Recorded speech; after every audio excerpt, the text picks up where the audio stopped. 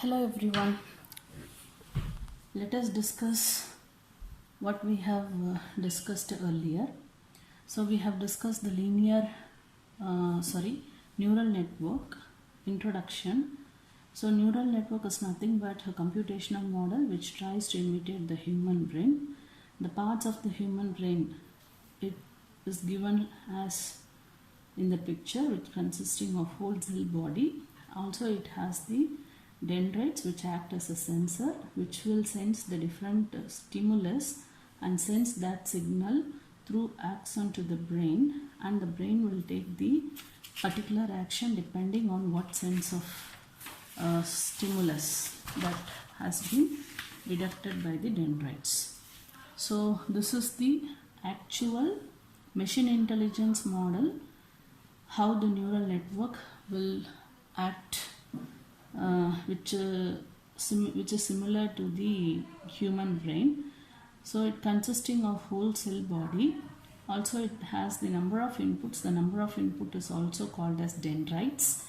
The output of the cell body is passed through the axon, which is also called as the output. So the same can be imitated. The whole cell body is replaced or consisting of two components. One is known as the adder, followed by the nonlinear function. The nonlinear function that we are followed here is nothing but the hard threshold, and it has the number of inputs. The number of inputs are nothing but the number of feature component of the ith sample out of n number of samples. Every features are given as an input along with the weight vectors w1, w2 up to wn. The output of the adder is given like the summation of wi xi. Output of y is nothing but, after this, when we apply the nonlinear function, whatever we obtain is nothing but the y. Also we have discussed that we can incorporate the bias, which is w0, into the same neural network that actually given in this figure. So here we can see the augmented feature vector which is appended y in the input feature vector, and the weight vector w is also w0 is given here. X1, x2, xn are nothing but the weight vectors of a feature component consisting of different multiple weight vectors, and then it is fed as an adder followed by the nonlinear function. So when we write this, we can expand this summation of wi xi plus w0. Okay, so these two model, both version 1 and then version 2, actually looks similar to whatever we have discussed earlier, which is nothing but a perceptron. Now let us discuss what is a node in a neural network. A node is simply represented by this circle. The circle consisting of the adder unit followed by the threshold unit.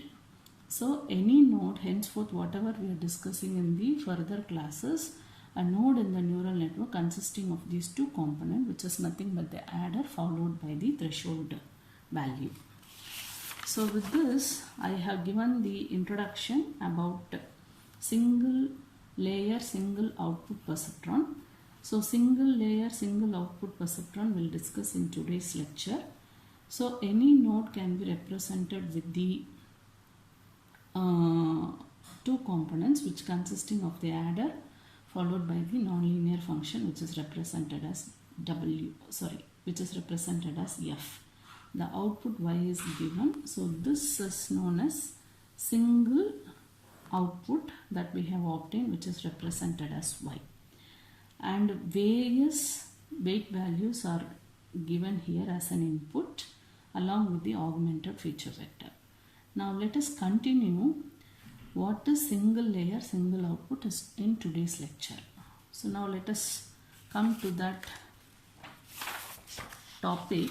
What is single layer, single output perceptron? Okay.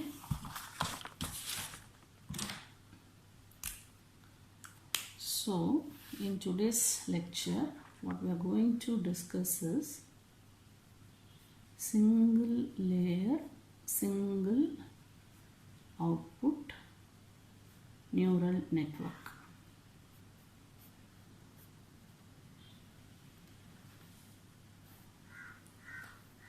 Okay, so as I said that there are single layer. What do you mean by single layer and what do you mean by single output? Let us understand that.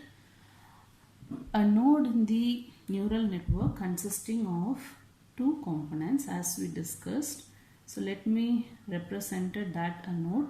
This node consisting of two parts, which is the adder unit and followed by some nonlinear function which is f.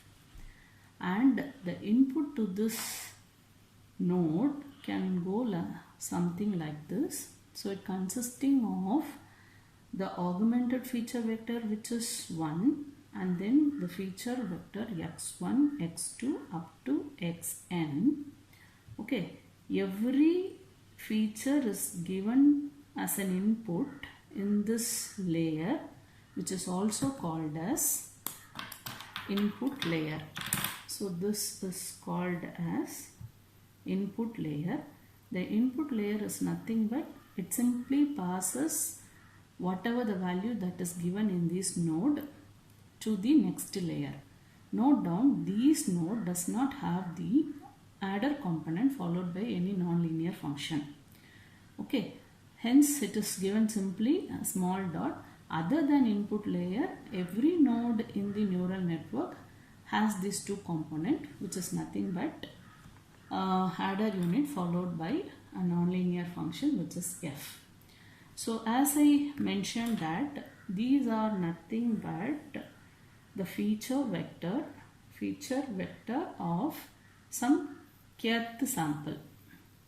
For example, if there are n number of samples are given during training, the kth sample consisting of xn number of feature component is feeded as an input, and these are the input taken or the features taken out of the kth sample, or you can say that all these feature vector represented for one sample out of n number of sample. Then what is output layer? The output layer is nothing but it takes the summation on whatever the input that we feed in the input layer.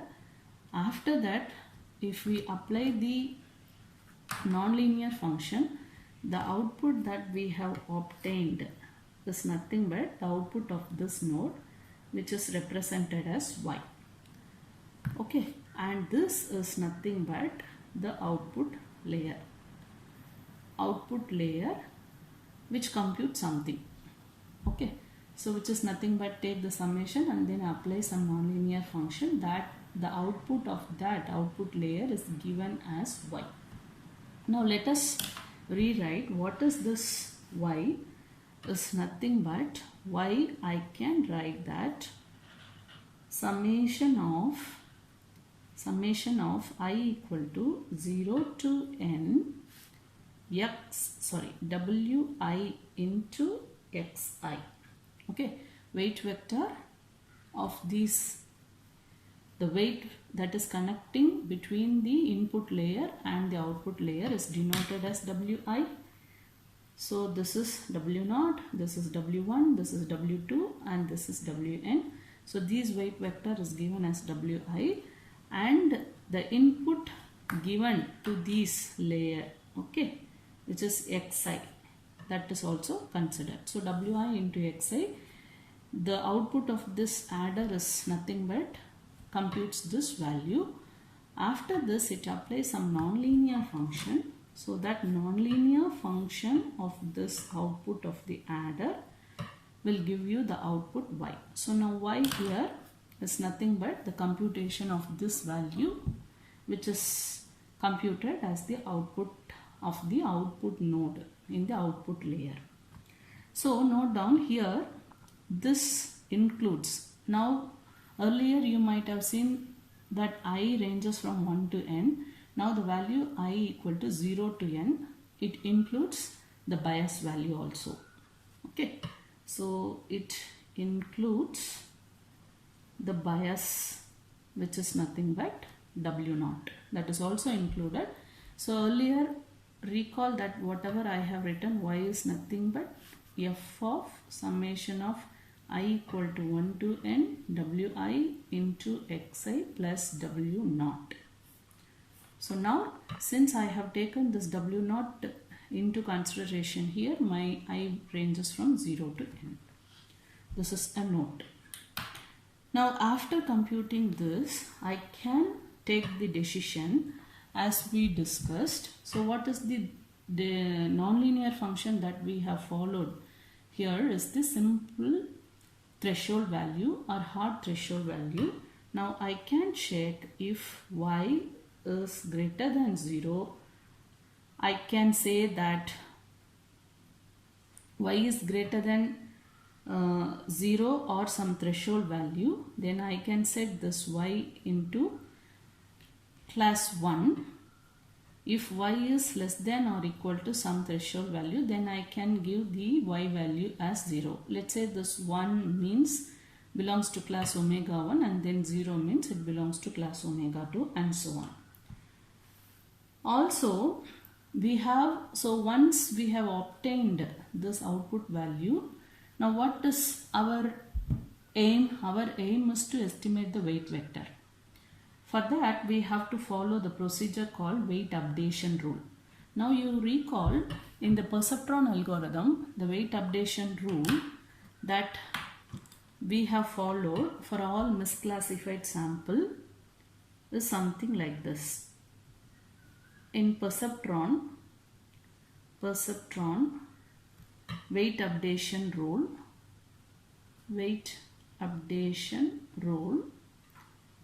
is something like this. So initially, the weight vector that we have to obtain in perceptron is nothing but the vector A. That A includes the weight vector W0, W1, W2 up to Wn or Wd. Now A of 0, which is nothing but the initial weight vector. The initial weight vector is declared as random or arbitrarily, and the next weight vector or the k plus 1th iteration, it updates the weight in the k plus 1th iteration by taking the weight in the previous iteration, which is ak, plus the learning rate eta times and the y, where all y belongs to misclassified, or you take all the samples which are misclassified and then sum it up. So you recall when the learning rate is 1, you just add up all the misclassified sample and then added with the previous weight vector. This example we have done already in the class. So similarly, here the aim is to update this weight vector so that this weight vector will actually classify the n number of samples that we have considered during training. All these samples should classify correctly. So that is our aim. Now let us proceed how to update this weight vector. Okay. So in this case also, the meaning in this case is nothing but the neural network. In neural network also, we should have some weight updation rule as we have discussed in the perceptron criterion. So this is the weight updation rule. The weight updation has to be done using the training samples. So there will be training samples will be given and we make use of these training samples to update the weight vector. We keep on update this weight until all the training samples are correctly classified, or it minimizes the error as minimum as possible. Okay. So since it is supervised learning, we know that what is the expected output. So we know in which class it has to classify. Suppose if we have taken some apple and we know that the neural network has to correctly classify the apple given as an input, it should say that it is an apple. So we know the expected output or the target output.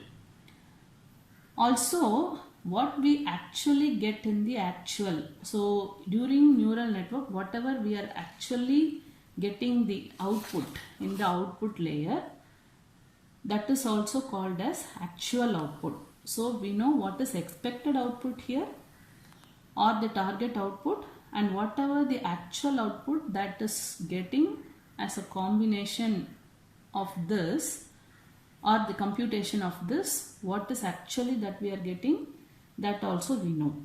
So the difference between this actual output that we obtained after computation of this mathematical expression and the expected output or the target output is the error. The difference between the expected output as well as the actual output is termed as the error. So our aim is to minimize the error that we are obtained for every samples during training. Okay, this is our aim. So now let us denote that let expected or target output is D. And then the actual output, let actual output, that Y. Okay, so we are getting the Y in the output layer. So this Y is also called as actual output. And we know what we want here, that is nothing but target output or expected output. So we know both. So we know what is target or expected output and what is actually that we have obtained, that is represented as Y. So now we both these two things, and the difference between the target or expected output and this actual output is known as the error E. So now let us define what is error function, which is E. So let actual output is Y and it is represented as D. So I am going to represent the actual output instead of Y. Let me represent it as D. So now I can define what is the error E. So as I said that the error E is nothing but the difference between this target output and the actual output. The actual output, which is Y, also D, can be represented as summation of I equal to 0 to n xi or wi into xi. Okay. Now this is the output that we have obtained using the node that has been for a particular node, whatever the input that we have fed, this is the output that we have obtained, which is Y, also called that as nothing but D. So this is the actual output that we have obtained. Note down, this includes bias vector, which is W0, and this actual output is nothing but this is the actual output for a sample. Let's say you consider any sample out of n number of samples that we have considered. For particular sample or for one sample, there will be xi, n number of feature components, and it is represented as D. So we can say that this is the kth sample. For the kth sample, the output that we have obtained is represented something like this. From this, what we can define the error function. So given this, the error E can be computed as follows. So what is the error? As I said that the error function E is nothing but the difference between the actual output and the target output. The actual output is nothing but D minus target output, which is represented as D. Okay. Note down, this is nothing but the actual output, and this is nothing but the target output. Okay, note down this E is nothing but for the kth sample, or you can say that for one sample the error for that one sample is the difference between the actual output and the target output. This is for the kth sample, because this notation is nothing but for one sample, and the error is also defined for particular sample or for one sample out of n number of samples. Okay, now we have to compute what is the total error that we will incorporate out of n number of samples given for training. So let us take that if there are n number of samples, then the error function, which is nothing but sum of all samples that we have to sum what is the error that incorporate for every sample, and then we have to sum it, and that is denoted by, let's say, capital E. So the sum of squared error E can be represented as follows. If there are n number of samples, then for all the sample we have to count what is the error, that is the total error that we have obtained out of this n samples given. That can be represented as, if there are n samples, per sample the error is nothing but D minus capital D minus D, which is actual output, and then this is the target output. If there are n number of samples, let's say k 0 to capital N, where capital N is total number of samples, okay, and k is nothing but dk minus per sample or the kth sample, what is the actual output, what is the expected output. When we take k ranges from, this is not 0, this is from 1. If there are n number of samples, sample 1, sample 2 up to n, okay, k ranges from 1 to n. So over every sample error is summed up. Okay, error is summed up for every sample where k ranges from 1 to n. Then we will have half. This is for mathematical convenience. So when we take this sum of squared error, that should have the square. So when we take a derivative, then this will get cancelled. So this we have done already at multiple times when we did in the classes.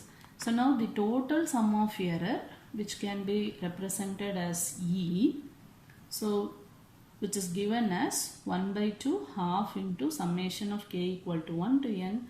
There will be n number of samples, and then dk minus capital dk minus small dk the whole square, which is nothing but sum of squared error. Okay, or we can call it a sum of squared error procedure. Now,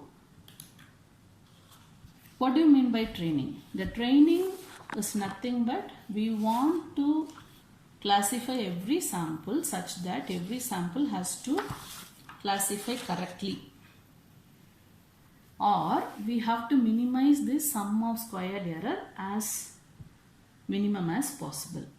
So now the E that we have denoted as 1 by 2 summation of k equal to 1 to n, and then dk minus small dk the whole square. Okay, this is sum of squared error. So in order to minimize the sum of squared error, what we have to do? We have to follow the gradient descent procedure as we discussed or as we did in the perceptron criterion. So this is the error function that we have defined, and when we take the gradient of this error function, we can obtain the error that we are incorporate, that should be as minimum as possible. For this, we have to go for derivative using the gradient descent procedure. So given this, we can go for dou E by dou Wi, because this E is nothing but the function of Wi. Why function of Wi? Because we are given this input feature vector and then initial weight vector is something random. So weight vector consisting of W0, W1, W2 up to Wn. With the random weight vector, it will start the training, and initially the error will be as much as possible. The error will be very high, and for every updation, for every iteration, we want to minimize this error until all these given sample has to be correctly classified. So we have to update this weight vector W0 to Wn, the weight vector consisting of W0, W1, W2 up to Wn. We have to update this weight vector such that all the samples are correctly classified, or the sum of squared error that we have obtained, which is nothing but E, that should be minimum as possible. So until the algorithm has to converge. So now let us do gradient descent procedure. Let us take a derivative, which is the function of Wi. We can get this 2 out of 2 and then dk minus dk, summation I can ignore. Okay, this is turns out to be this, and then what I left is dou by dou Wi, this dk minus dk. Okay, now given this, what we get is dk minus small dk, and take a derivative with respect to Wi. Note down this dk. This dk, what is dk? This is nothing but the target output. This target output is fixed. Okay, we know that this is the expected output, which is fixed. So it is also independent, the weight vector Wi. Okay, there is nothing to do this expected output with the weight vector Wi. Hence the target output we know already, and it is fixed. Also it is independent. It is independent of weight vector Wi. We can ignore that. So what is left is that dou by dou Wi of dk. Given this, what we can get is that dk minus dk into, what is dk? This is the kth sample d. So what is d? D is nothing but the output that we have already represented. So let us take this. So here d, that I have given summation of I equal to 0 to n Wi into xi. So that we can replace here. Dou by dou Wi summation of I equal to 0 to n Wi into xi. Okay, and when we take a derivative with respect to Wi, dk minus small dk, and what we left is, take the derivative with respect to Wi, what is left is only xi. Okay, so dou E by dou Wi, whatever we have obtained is shown here. dk minus small capital dk minus small dk xi. So this is nothing but the actual output of the kth sample, expected output of the kth sample multiplied by the feature component, which is xi. Okay, and given this is nothing but the error function. So what we have to do, we have to, after estimating the error function, we have to go for the weight updation rule. Note down, The weight updation rule is something like this. So now let us update the weight vector. The weight updation rule. The weight updation rule is something like this. So you can go for initial weight vector Wi0 randomly. So what do you mean by Wi0? This is the 0th iteration. So this Wi consisting of W0, W1, W2 up to Wn. Okay. Where this Wi is nothing but the weight vector. This is nothing but a weight vector. And this is the 0th iteration. At the 0th iteration, the weight vector that we pick up is something random. And we have to update at the next iteration, which is k plus 1 as Wi, k plus 1 as Wi. What is the weight vector in the kth iteration, that is previous iteration, minus that learning rate, and what is the error incorporate, dou e, the function of error, dou e divided by dou of Wi. Okay, which is given here as dou e by dou Wi is something like this. Now we update the weight vector Wi k plus 1 as Wik minus learning rate eta time. We can replace dk minus dk into xi. Note down, this is the kth sample error, or you can simply replace that d minus d into xi.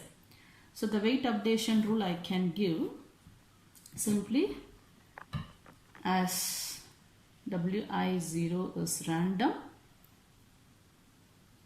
and then Wik plus 1 is nothing but Wik minus eta times d minus d into xi. So this is the weight updation rule. We update the weight vector using this rule until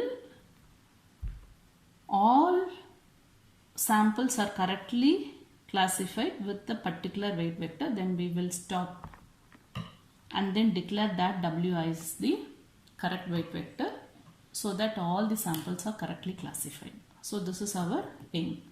So the same procedure as we did in the perceptron learning algorithm.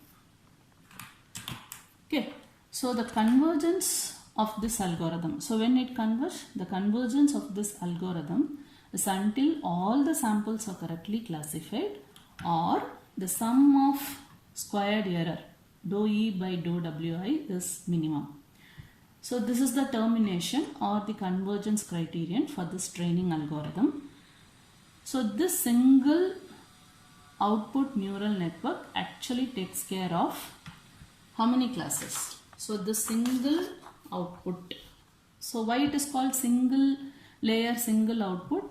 Apart from the input feature, so apart from the input layer, the number of layers left in the neural network, including output layer, is the number of layers. It is defined as the number of layer. Now let us consider here, apart from input layer, only one layer is left, which is nothing but the output layer. Hence it is called single layer. And how many outputs are there? Out of output layer, only one output. So this is called as single layer, single output neural network. Okay. So we will not consider input as the number of layer, because it simply passes the input that we are given to the next layer, where every node apart from the input layer or apart from the input layer nodes, every node in the hidden layer or the output layer has the computation, which is of the form summation followed by the nonlinear function. Here the nonlinear function that we have applied is the simple threshold value.